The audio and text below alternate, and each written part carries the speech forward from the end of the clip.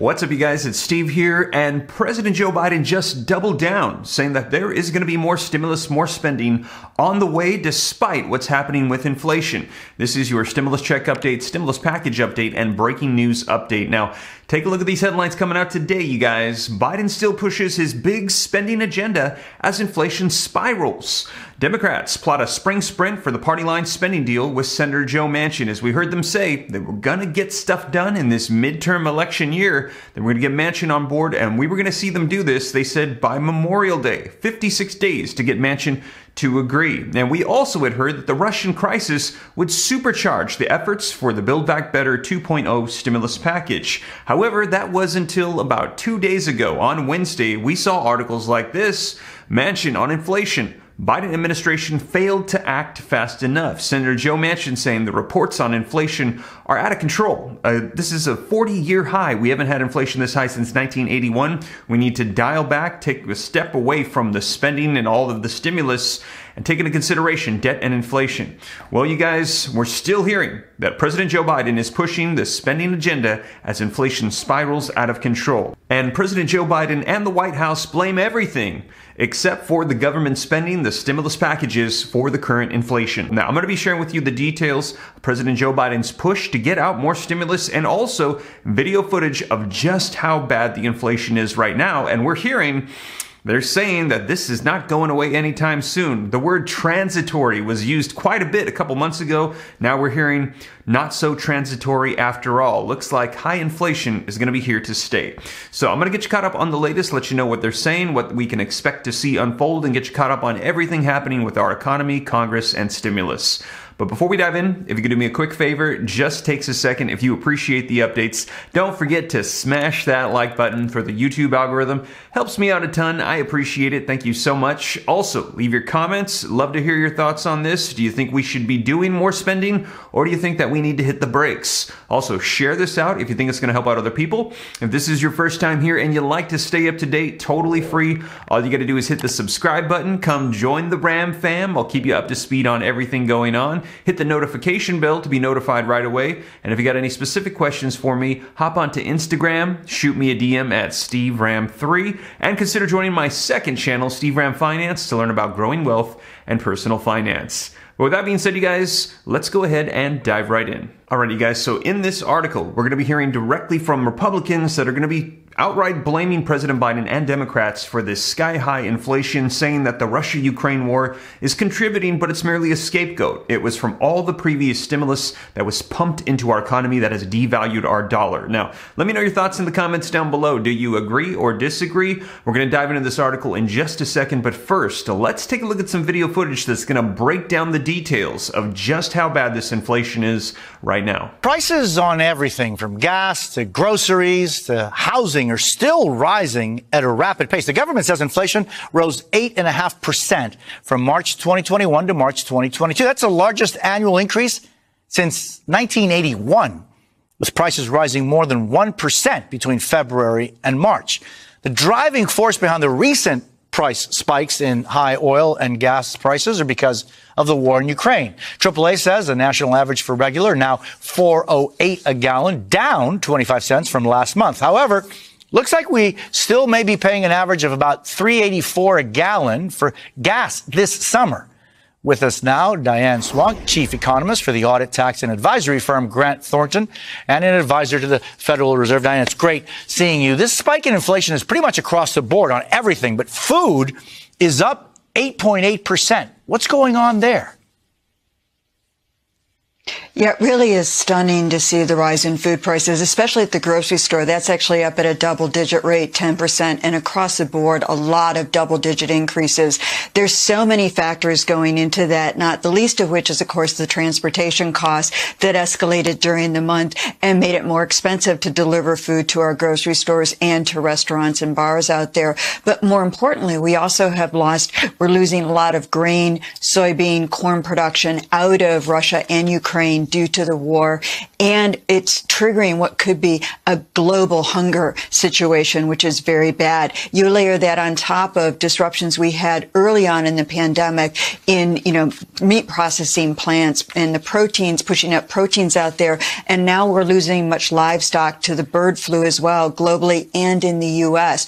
All of this is pushing up the prices of food as well, along with extreme weather events, unusual climate, a drought in California, all of those things combining to give us this really horrific inflation situation that goes beyond just energy and food, but also is showing up in things like services now that we're out traveling and trying to congregate again as human beings, catching up on weddings that were delayed during the crisis. We saw hotel room rates surge during spring breaks, airline fares surge. We've also seen things like, going to sporting events and going to the movies again. These are all things that were once part of everyday life. But as we reopen the doors, we're finding it's much harder to reopen the economy than it was to shut down. And the costs have been staggering. Yeah. I mean, Diane, when we look at that CPI graph that we have there, I mean, everything has really gone up, and it's gone up substantially. Food, almost 10%. Look at gas. I mean, that's out of control. But, rent, 5%. Electricity, almost 12%. Try buying a car, new or used. Good luck on that.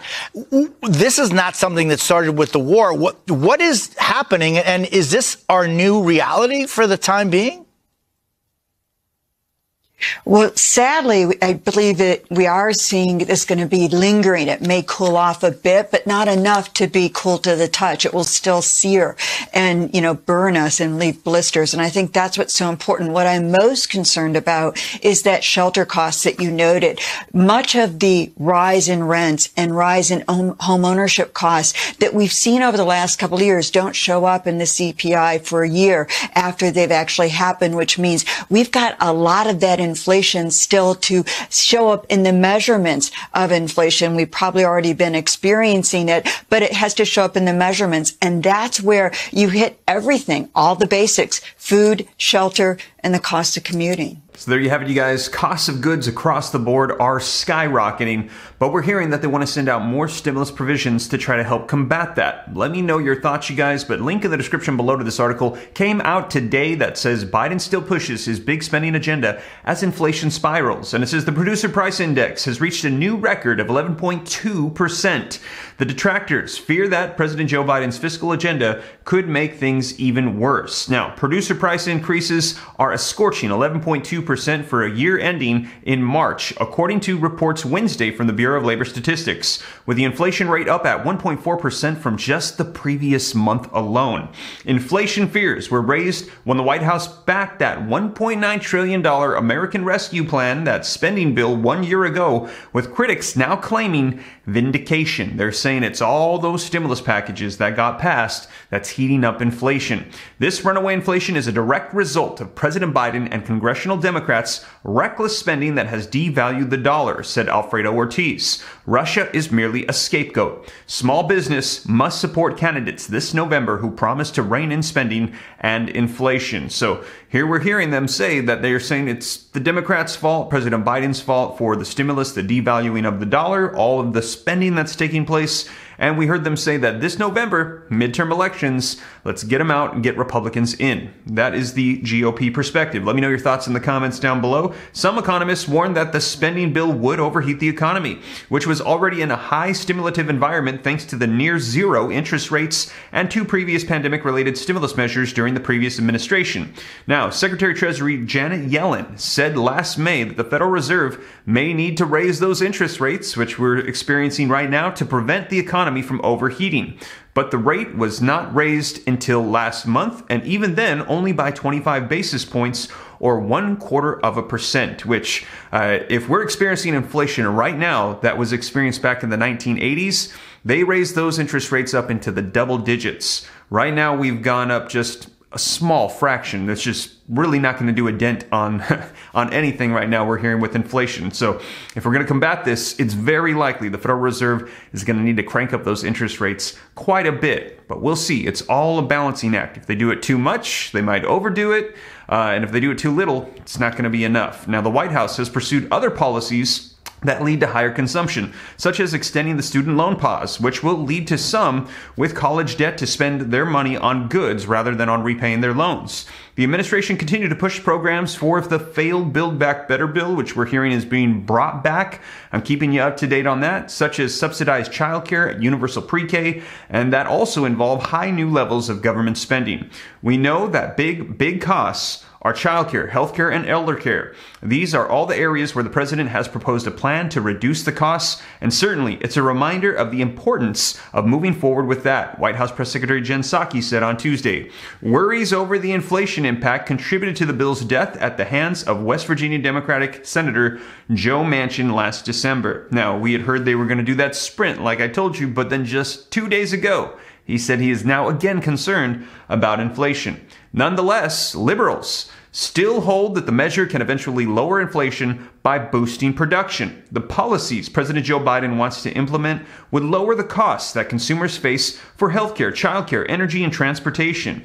Center of the American Progress Senior Fellow David Madlin said in March, these policies will directly reduce the cost for customers. Further, over the long run, this type of spending that increases the productive capacity of the economy, especially if it is paid for, should reduce inflation, he said. Now, Biden is hoping for inflation to ease largely on its own ahead of the November elections while engaging in modest moves such as allowing the E15 fuel that can save consumers 10 cents per gallon and tapping the Strategic Petroleum Reserve. But the failure of the big budget Build Back Better agenda may prove to be a blessing in disguise as inflation continues its upward spiral. Now, the Federal Reserve and other outside economists continue to be that inflation will be moderate by year end, said Psaki. But we are not going to wait for that. And that is one of the reasons that the president is going to continue to take steps towards getting that Build Back Better agenda completed. So there you have it, you guys. Let me know your thoughts in the comments down below, as the perspective of the White House we heard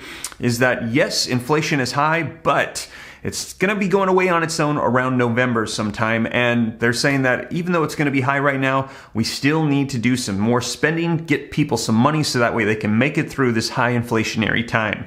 Let me know your thoughts in the comments down below, you guys, but it sounds like Joe Biden is doubling down and he is pushing for more stimulus. Now, whether or not that's going to be coming to fruition, I will keep you up to date. We're going to still have to see if they're going to be able to get all 50 senators on board, including Joe Manchin and Kyrsten Sinema, those moderate Democrats who are saying they're not so sure about more spending. But I'll keep you up to date here on the channel on everything that unfolds and let you know what happens. And as always, you guys, thank you so much for joining me. If you made it this far and you haven't already, don't forget, take a quick second, destroy the like button for the YouTube algorithm. Helps out my channel a ton. I appreciate it. Thank you so much. Also, leave your comments, share this out. If this is your first time here and you'd like to stay up to date, totally free to do so. Come join the Ram fam. All you got to do is hit that subscribe button, turn on that notification bell. If you got any specific questions for me, hop onto Instagram, shoot me a DM at SteveRam3, and consider joining my second channel, Steve Ram Finance, to learn about growing wealth and personal finance. But with that being said, you guys, thank you so much for joining me, and I will catch you in the next one. Take care. God bless. This is Steve.